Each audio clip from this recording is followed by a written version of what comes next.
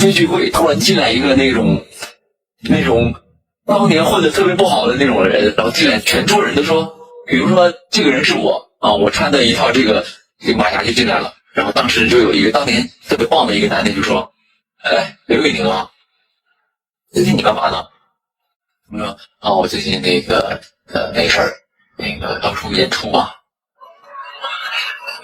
然后旁边有个女的就应该说了，你看我们张总啊，现在手底下员工200多人，每天呢，他那个什么公司流水都是几十万，你怎么跟我们张总比？你就看到那种视频啊，然后旁边又有一个人就这样拿了酒杯就是啊，小宁啊，你没想到这么多年你还混得这么差，怪不得当年翻墙跑。有这种的是吧？然后最后旁边一定有一个人说，哎，我们都是老同学，我们能不能别这么说刘玉玲了？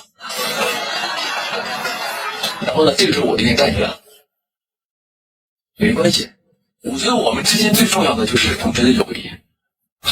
然后没想到你们今天是用这种方式对待我。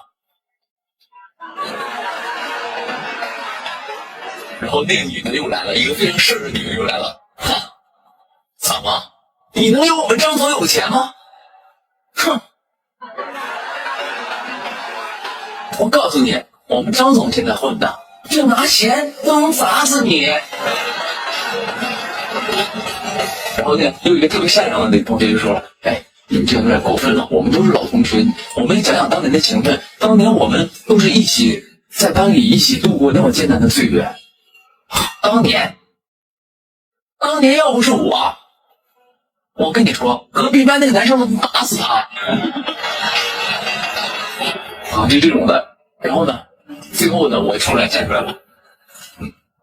我本来想以普通的人身份跟你们交往，因为我觉得我们同学之间都是非常真挚的友谊。行，我们就瞧不起我对吧？喂，张秘书，马上过来一趟。那女的又来了，哼，张秘书，还有秘书，你一个到处跑场的歌手，还有秘书，哼。过了一会儿，张秘书来了，比如我是张秘书进来，刘总，然后对面那个张哥啊，刘总，你怎么来了？张秘书，你怎么来了？啊，证据，哇，我们公司的项目以后还要拜托你啊。然后呢，这个人张秘书知不知道？这是我们刘氏集团的太子刘总，你敢对他不敬？从今天起，我停止我们公司和你公司所有的经济往来。好，这个战哥就开始了。不行啊，张秘书不行啊！刘总，我们可是老同学。这是个套路，是不是？所以我觉得在我想象当中的同学聚会就是这种的。然后最后呢，这个刘总呢，走出去之后啊，本想以普通人的身份跟你们相处，没想到你们竟如此势利。我们走了场，就走了，续集来了。在路上走着，刚从同学聚会下来，朋友们啊，刚从同学聚会区下来了是吧？然后跟张秘书说：“刘总，我送你回去吧。”不用，回家散步。张秘书说：“是刘总，跟我先回公司了，先回去吧。”这个时候，刘总就走在马路上，突然看到他前女友和一个男的在一起了，续集来了。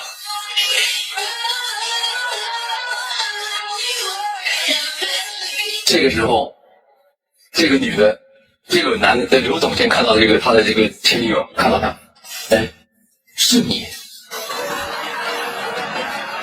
哦，然后呢，他前女友就说，没想到我当时跟你分就分对了，这么多年你还混这么次。边她那个男朋友就是那种的啊。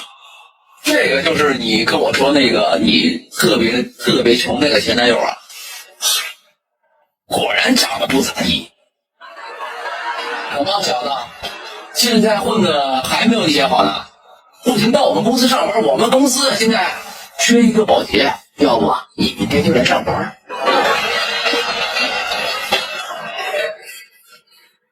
然后呢，他这个前女友就开始了，因为这场戏主要的主角是这俩人。其实作为这个男一呢，不用太多表情，他就是听了就完事了。这个女的又说了：“嗨，老公，不要，像他这种人啊，他人品不行，到你们公司当保洁员都得偷你的拖布。”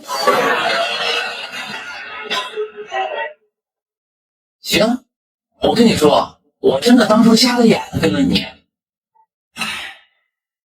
我要跟我男朋友马上要去夏威夷旅游了。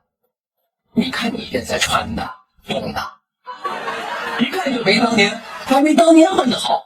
然后这时候刘总该说话了，因为他说的够多了。刘总说了：“没想到你是这么势利的女人。我跟你分开，我只是因为我觉得我们性格不合，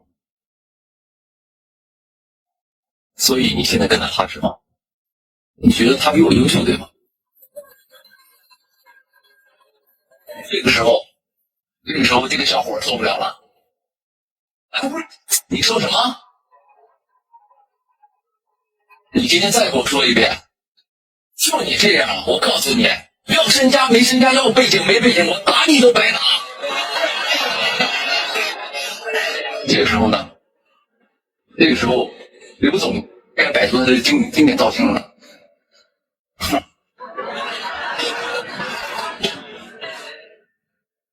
刘总，你别走，你等我打个电话。这个男的又开始了，打电话报警啊！打电话，你要报警啊！我就不走，我看看你今天能叫谁来。别怕啊！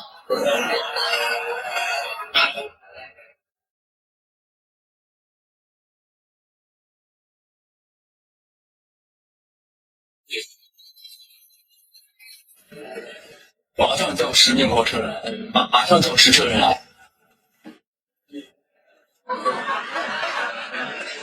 然后这个人10车人来，少在这装了啊！我今天就要看看你到底这10车人怎么来。这个时候航拍该来了，一个直升机飞起来，看这个空旷的马路上跑了这个有宾利、兰博基尼、